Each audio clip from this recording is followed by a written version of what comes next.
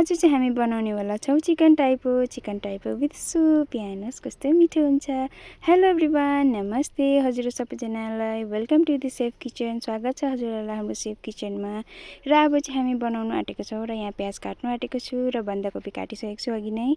यो चाहिँ इस्टमा अलिकति चिनी अलिकति नुन हालेर भिजाएर राखेको। यतिकै भएपछि चाहिँ हामीले डो बनाएको छौँ र अन्डा रेडी छ र किमा पनि रेडी भइसकेको छ। यो डो चाहिँ हामीले अघि 15 मिनट 20 मिनट अगाडि नै त्यो अघिको इस्ट पानीले डो बनाएर एकछिन लुगामा डल्लो पारेर राखेको थियौँ र रेडी भइसकेको छ। अब चाहिँ हामी यहाँ बनाउँदैछौँ टाइपोमा चाहिँ तपाईँले डल्लै अन्डा हाल्दा पनि हुन्छ र आधी अन्डा हाल्दा पनि हुन्छ। हामी चाहिँ यहाँ आधा अन्डा हाल्दैछु, बोइल गरेको अन्डा।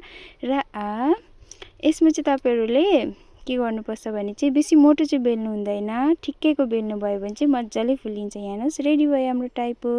अब चाहिँ यहाँ पाक्नु आँटेको छ, पाकेको चाहिँ छैन, यो त्यो पाकेको छैन र म चेक गर्दैछु।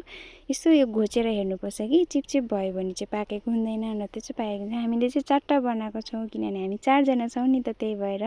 अब चाहिँ भइसकेको छ रेडी। यहाँ हेर्नुहोस् एकदम easy and simple. Thank you for watching.